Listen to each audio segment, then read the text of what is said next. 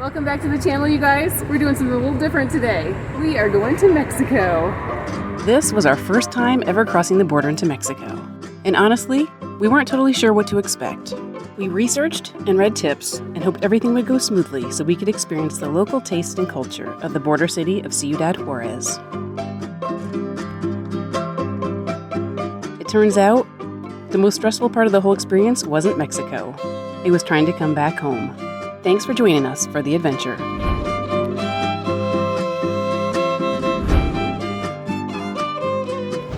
morning, you guys.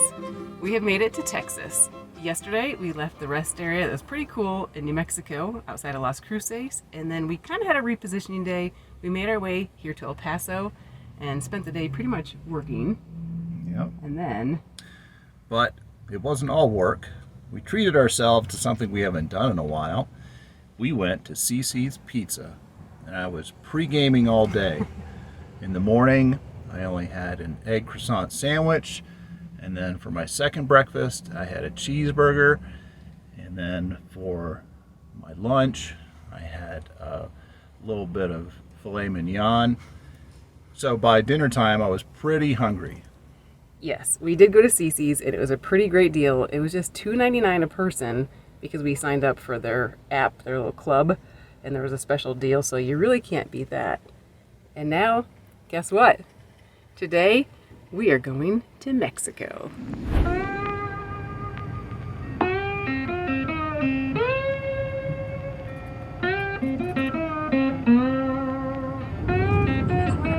Turn right onto Texas 1866 Spur.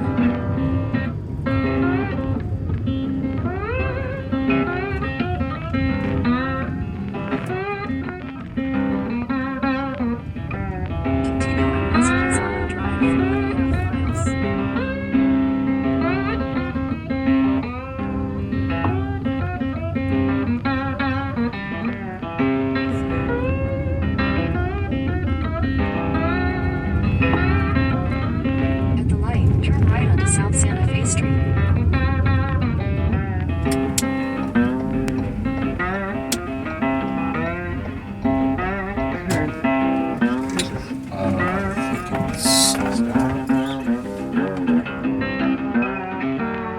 Some of you know that it's quite stressful for us to cross the border because number one, we are in our own home on wheels, and then number two, our cat. So today, we're doing it a little different. We are not driving over the border. We're gonna go by foot. We have found a parking lot that's not too far from the bridge to cross over into Mexico. It's a little less than $6 for 6 hours, so not too bad. All right, we've paid for our parking. Now let's go check out Mexico. Woohoo!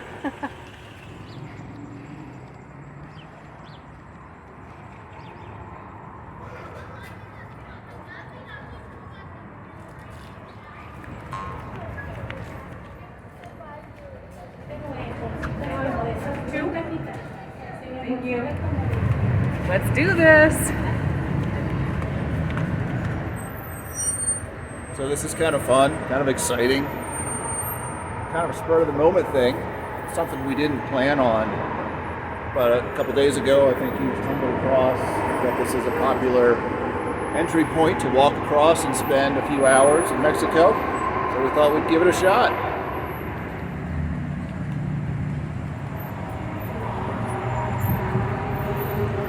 That there is the Mississippi River that divides the United States from Mexico.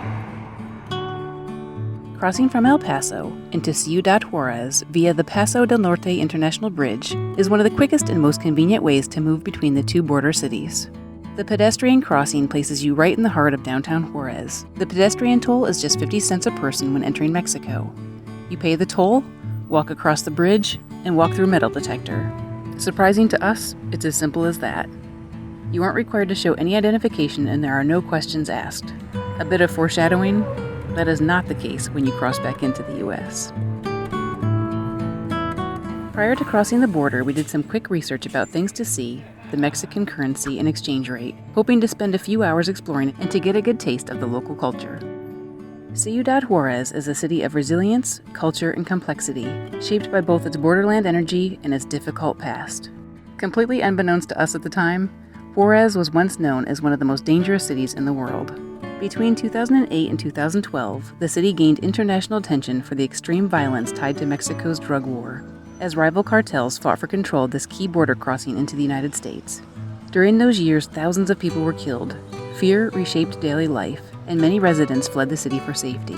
While Juárez still carries visible scars from this time of violence and turmoil, the city has worked to rebuild a sense of normalcy. Like many large border cities, Juárez is a place where hospitality and hardship exist side by side, and understanding both is important when visiting. Many visitors cross into the popular central areas without issue, especially during the day. Our research consistently pointed to two key precautions: stick to well-trafficked zones and avoid wandering at night. We started our time just wandering and exploring the streets closest to the border, then made our way to the main city square. One of the things we most looked forward to was buying food from the street vendors.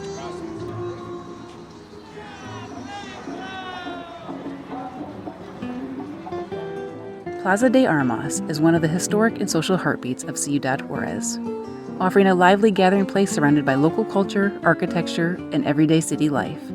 Located near the cathedral in the city's downtown core, the plaza has long served as a central meeting point for residents and visitors alike. With its shaded walkways, benches, street activity, and views of some of Juárez's most recognizable landmarks, Plaza de Armas gives travelers a chance to slow down and experience a more traditional side of the city beyond the border crossing.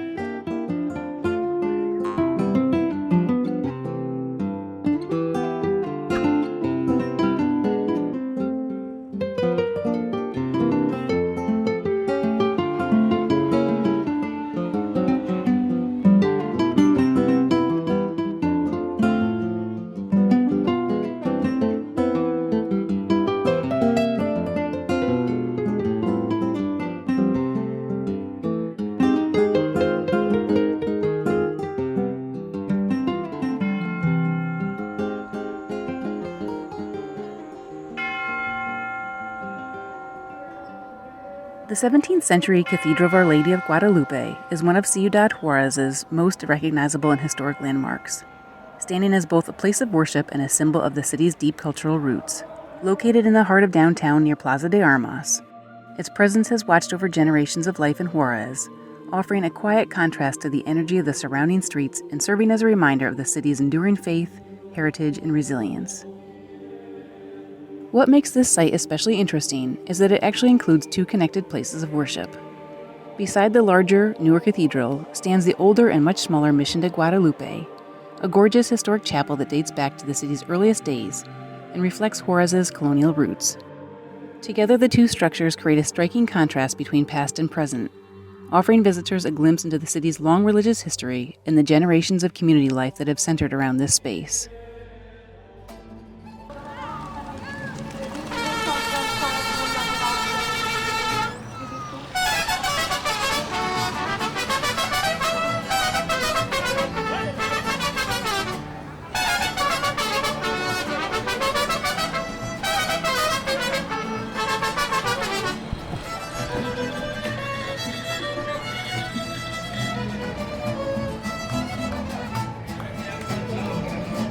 $159 for a pizza.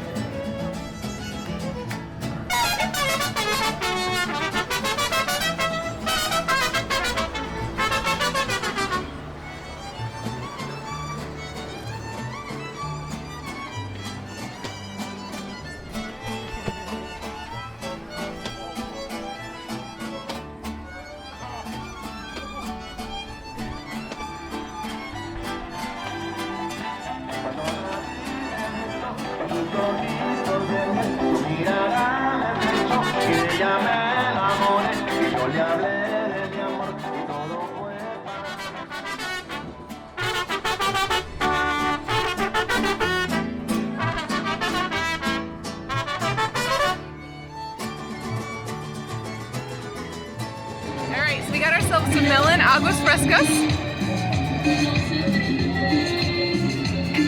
And it's pretty good. Muy bien. Muy bueno.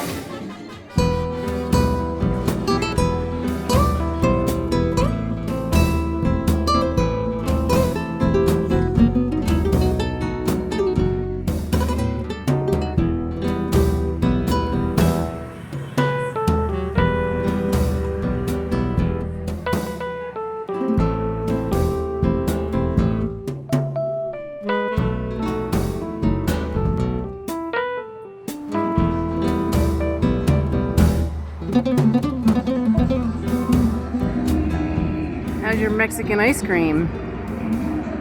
Muy bueno.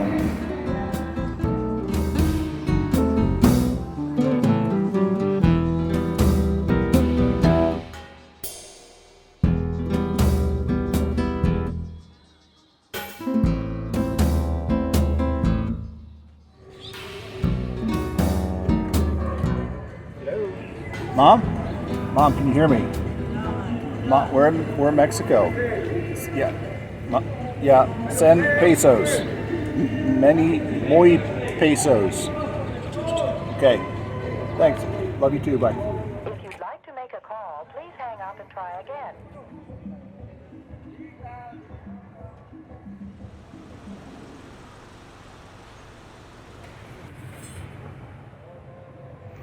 All right, well, we were here for a few hours. We wrapped up our time and we're going to head back over to the bridge to the USA. All of our research said that crossing back to the U.S. usually involves longer lines and wait times, with early afternoon crossings tending to have the shortest wait times. We started to make our way back, knowing that the time on our meter was ticking.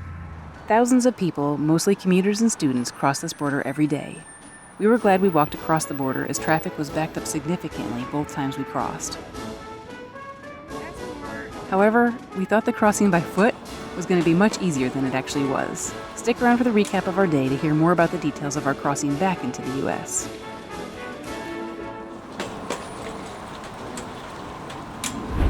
All right, well, we are back at our van, it's still here, and I thought it was a really fun thing to do today, to walk into Mexico. Yeah, it was fun. It was neat to be able to say we walked into Mexico, and it was fun to try some of the different treats that we had.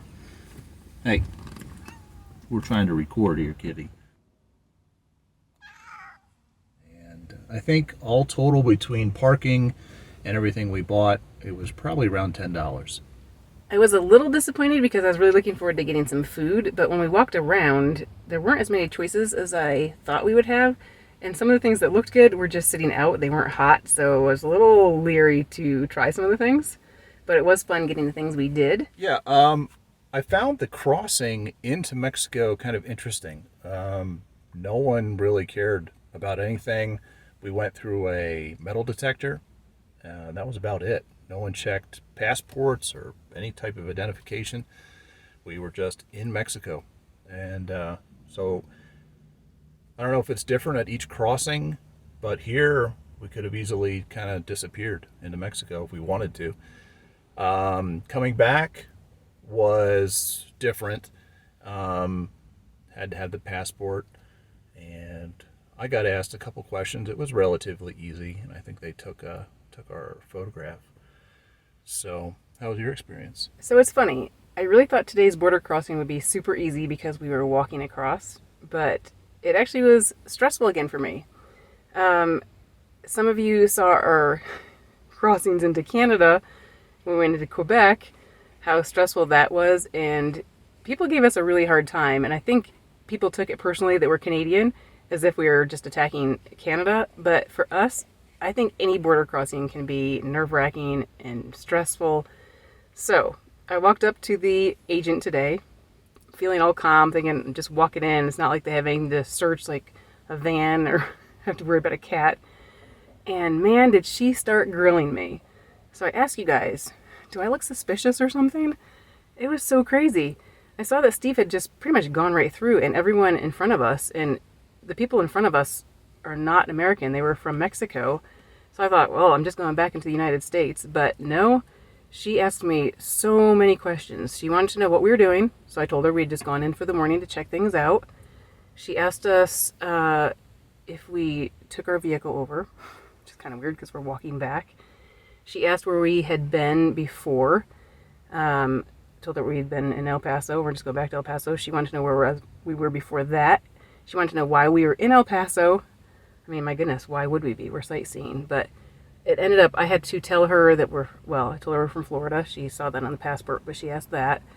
I explained that we had come from the West Coast and we actually do YouTube and film what we do traveling, and we wanted to check out El Paso, and we're making our way back to Florida. So then she asked where we came from on the West Coast, where we started, which didn't make sense.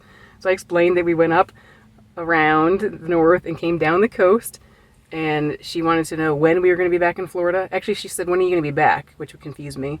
So I had to clarify, and then realized she's asking about Florida. So I said Thanksgiving, and she's like, what date?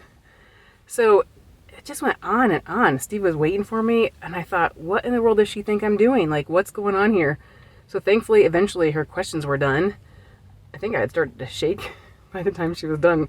And I also couldn't hear. I kept having to put my head up to the window to hear what she was saying. So I don't know. It's just a stressful, nerve-wracking thing. Like I said, I didn't think today would be stressful, but it was. So it makes me question, like, my goodness, do I want to cross the border? Even coming back into the United States, I'm American. I have to tell her all the details of where we've been and where we're going in the United States. I don't know that that's anybody's business because we're allowed to come and go in the United States. But anyway, it did make me feel a little ticked off, but I'm glad that it was done then and now we're back. So Yeah, it's always interesting crossing the border. We've come back into the United States from Canada, and it's relatively painless, and just asked a few questions and we were on our way. It was difficult to answer questions the way they have it set up. Each officer is encased in plexiglass, tiny hole that you can speak through, and so it's not conducive to having a conversation. And it's always interesting to wonder, what are they looking for? Are they hoping to trip you up in your story?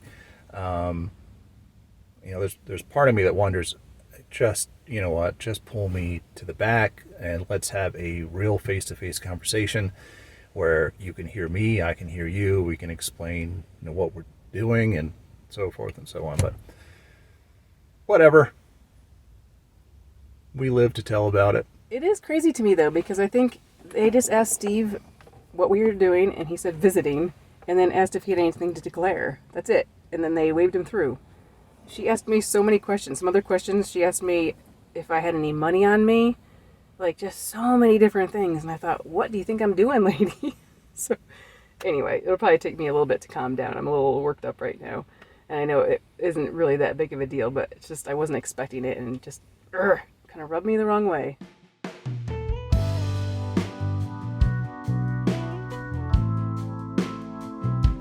Good morning, you guys. Morning, everybody. It's a new day, and we are doing a little exploring of downtown El Paso.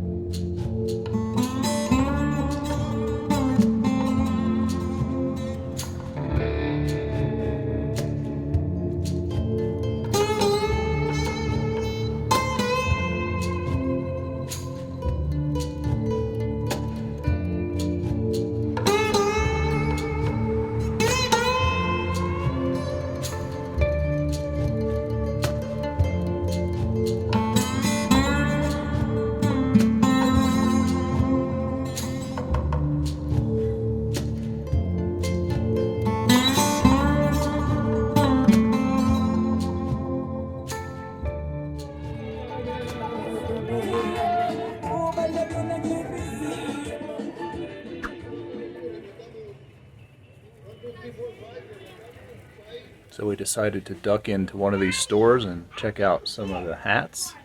Check this one out. Who would have thought that in El Paso, Texas, we would find a Dutch Wonderland hat? This is from my hometown area in Pennsylvania.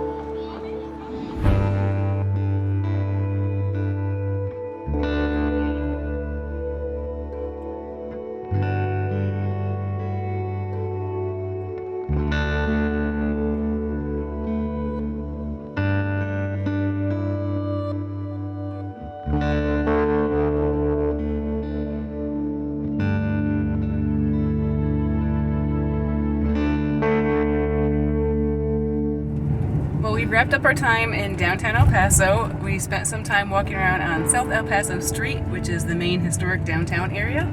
And now we're going to get a bird's eye view of the city on a scenic drive.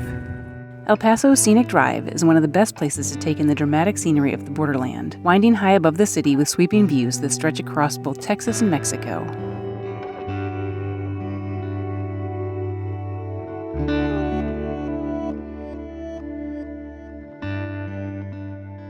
From Murchison Rogers Park, a stopping point along the drive, you can look out over downtown El Paso, Ciudad Juárez, and the rugged Franklin Mountains, all framed by the wide desert landscape and endless sky.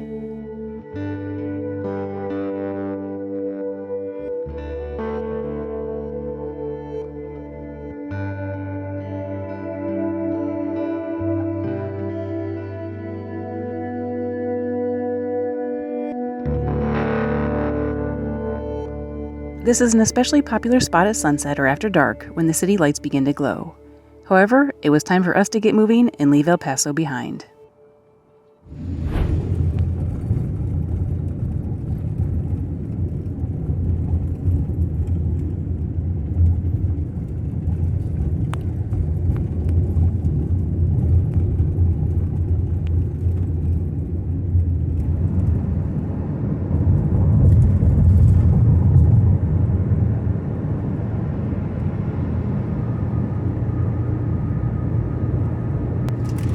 Well, we have left El Paso behind, and we have come to a rest area. We realized we never had any lunch today, so we need to eat something. So we're making some salads, and Steve also took care of all of our water stuff. He dumped our stinky gray water, refilled our fresh, and I guess that's it for now. That's it for now. We'll probably dump some stuff, other things here, some lemonade, and get moving. We're gonna drive probably about another 4 hours east. We're starting to make our way to San Antonio. When we were in Joshua Tree, Gray and Grumpy gifted us some wasabi flavored peas. I guess it was more for me because I don't think Audra cares for these. But Audra gave me the great idea to try some of these on my salad. Oh yeah, now we're talking.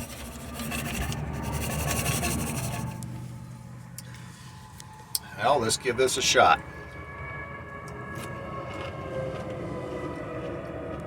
Oh, Gray and Grumpy, I think we might be onto something here. Next multi-million-dollar idea. Wasabi pea salad.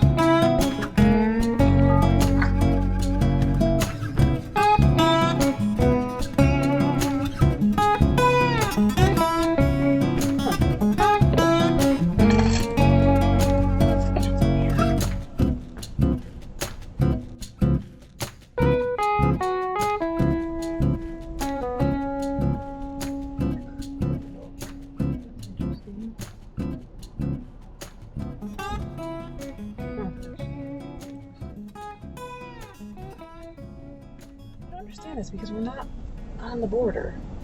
You know what I mean?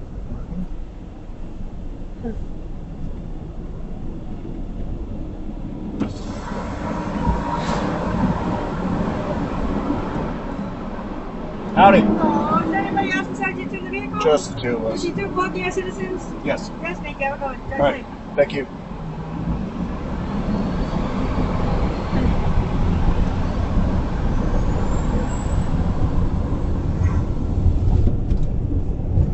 I wonder if it helps us with the YouTube sign up for the situation. Plus, I'm wearing my awesome green glasses. Right. I mean, how bad can I be? Oh, I'm just glad they didn't want to see in the van and go through all that. Remember when they did that to us before going into the Dam. It's definitely one thing I did not expect at all. Like, even like possibility of inspections. To the Hoover Dam, you mean? Anywhere. Yeah, like here. We're not crossing the border. I mean, I guess I understand in some ways, but still. We just went through a border patrol checkpoint, which is funny. We just weren't expecting it. I guess it makes sense because we still are somewhat close to the Mexican border, but it's funny. We were driving along and there was a inspection thing for trucks, and the trucks were all backed up. But then we saw cones out on the road, and then slowly we realized, oh, we have to go through this checkpoint. And of course, with all the different experiences we've had, including yesterday, I was like, oh no. Thankfully, it was painless. Oh my goodness. Probably the coolest thing about that inspection point was they had a K9 on duty, and he looked really cute. I just wanted to go out, tussle him a little bit, and give him a Scooby snack.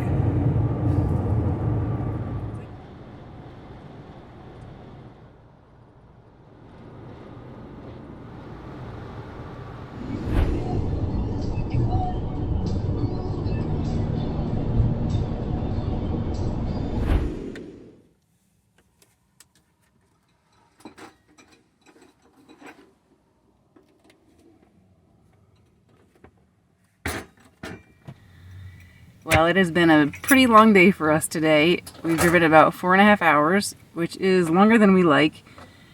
Before van life, we would certainly do a lot longer than that, but now that we're full-time traveling, we usually only like to do about an hour or two a day. So it felt pretty long today. It's getting kind of late. We also had a time change as we were driving, so we're having a pretty late dinner tonight.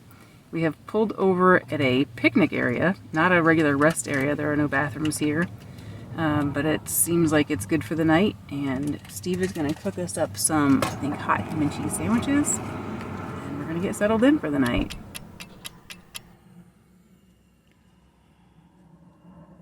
Hot ham and cheese and a barockery.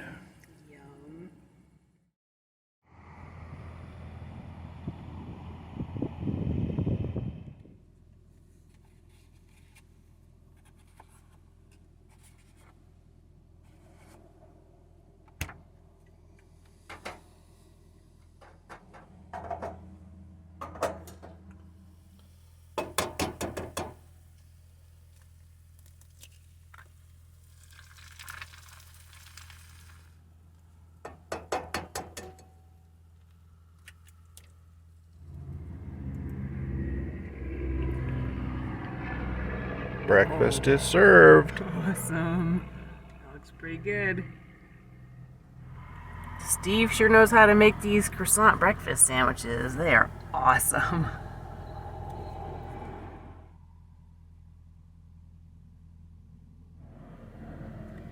Question for you. What do you do when it's time to go and you've got something this cute with her head on your leg? Our cat's pretty spoiled. We don't like to disturb her in moments like this.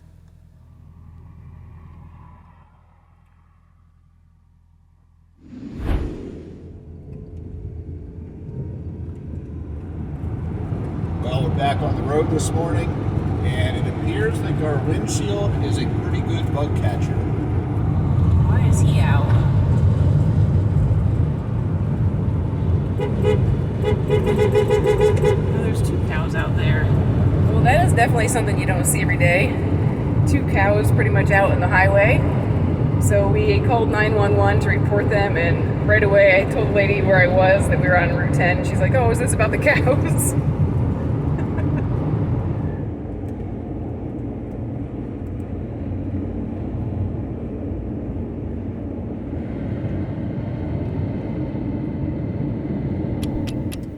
So we've been putting in yet another long day of driving. So we found a rest stop and are just making ourselves some quick lunch, getting a little bit of computer work done, and then we'll be back on the road.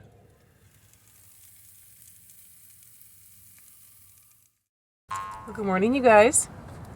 We made it to just outside of San Antonio yesterday. It was a lot of driving, at least for us. And as soon as we got here, we went straight to Panera because we had a lot of work to get done. So that was a productive day, but kind of long with all the driving. And then last night, we found that there was a Bass Pro Shop right near the Panera. So we headed over there. There were some entries on iOverlander. We weren't quite sure how it would go because I think technically the mall complex that the Bass Pro Shop is on doesn't allow overnight parking, but Bass Pro Shop does. So we thought we'd try it since it was so close to Panera, and thankfully it went fine. We did have Cracker Barrel as a backup that wasn't too far if we did get a knock. So this morning we're going to head right back over to Panera. It's super convenient how close it is. We're going to get some work done, and then we're going to get back on the road.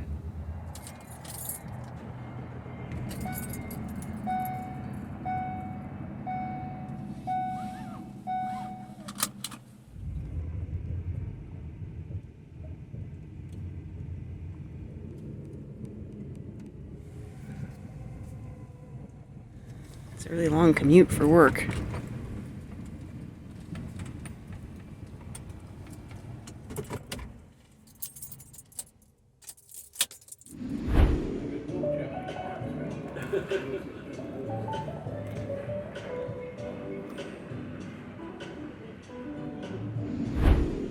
All right, well, we are wrapping up our time at Panera. I just came out to the van. Steve's still in there doing a little bit of work. I'm going to make some lunch. Today, it's lunch that the kitty's really going to like.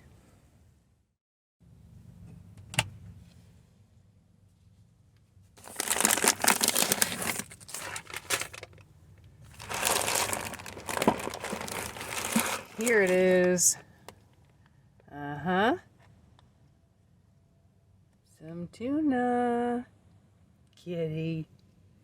So I think the question is going to be, how long does it take her to discover that we're having tuna for lunch? Let's see. I'll start opening the can. Oh, right away she perked up. What are you doing, kitty? Guess what's for lunch, kitty? Did you hear that, kid? Oh, here she comes. Ooh. You want some of this? Huh? You want some of this? Here. Here you go, baby.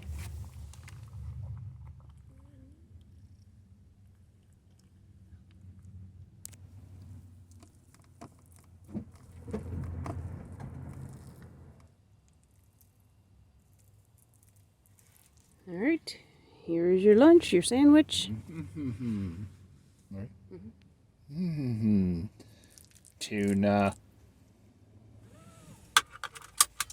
All right, it is time to hit the road. I got my lunch. We're heading out of here.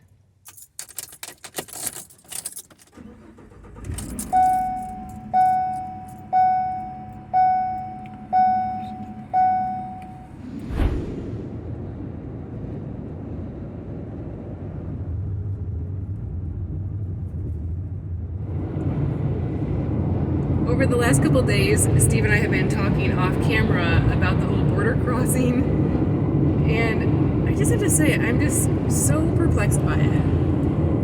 I know that border agents have a job to do. I respect that job. I think border safety and whatever is important. But for the life of me, I just really can't understand what she was trying to accomplish with the questions she asked me. Like what she was concerned about with me. Or was it just a power trip? I really just am not sure. Because for us, it was such a straightforward thing. I mean, I know that the agent didn't know that we crossed over on foot, walking across the border in the morning. We're only in the city, or on the other side of the border for a few hours, just sightseeing.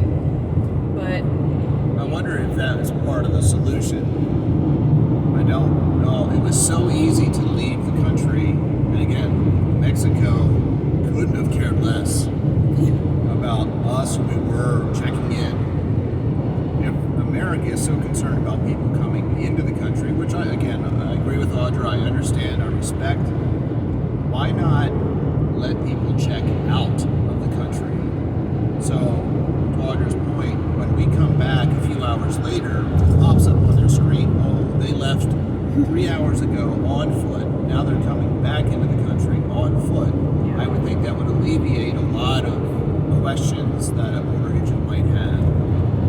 yeah, so Steve we were just talking about that a little earlier, and that is a good point. Like, why doesn't our country scan our passport when we leave? license plate or whatever to keep track of some things like that.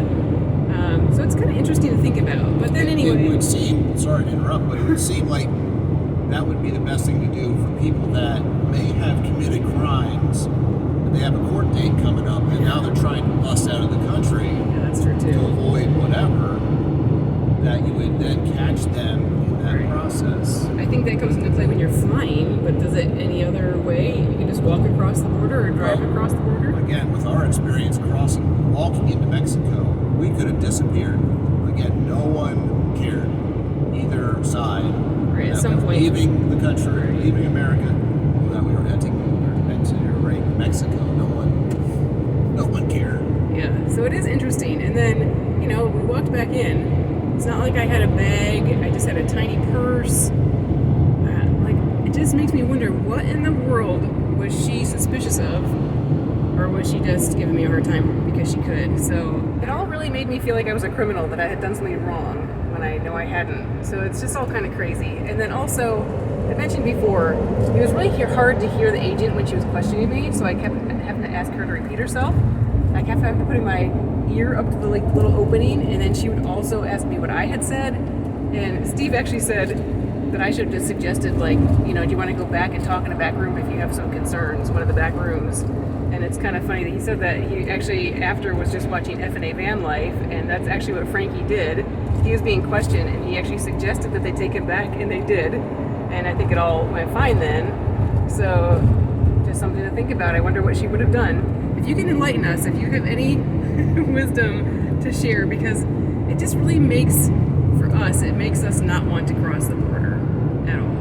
Like, we've talked about going to Baja, and we think, is it worth the stress? And I know a lot of people have crossed and had no problems, but it just seems like every time we've crossed, one way or the other, it's just been more complicated than we thought it was going to be.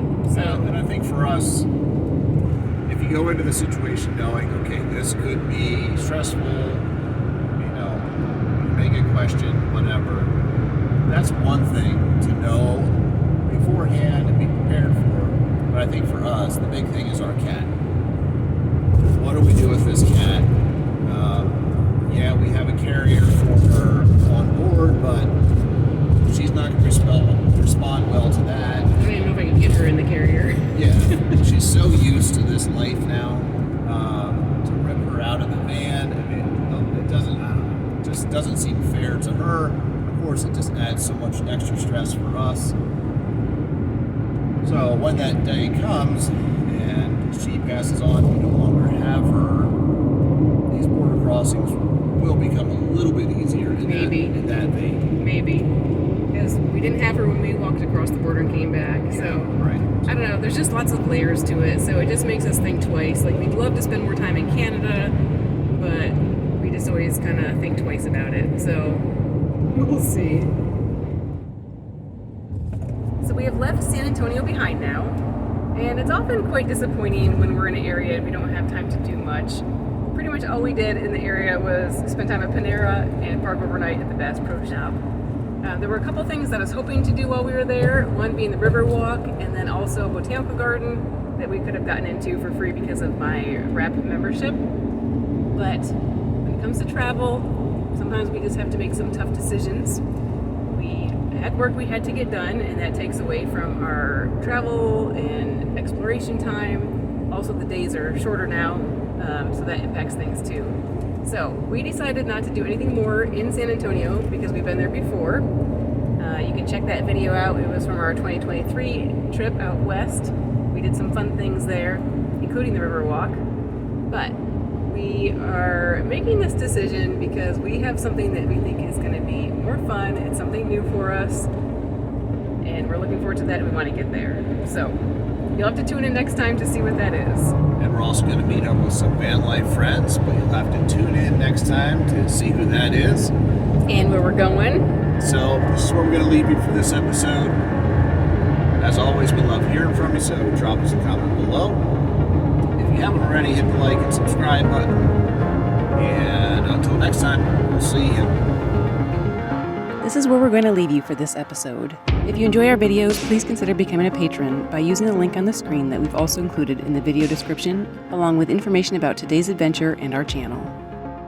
A special thank you to all our patrons. We appreciate your ongoing support. Thanks for coming along with us on this van life adventure.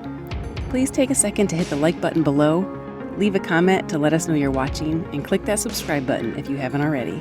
Don't forget, you can also connect with us and see my photos of the places we visit on our Facebook and Instagram.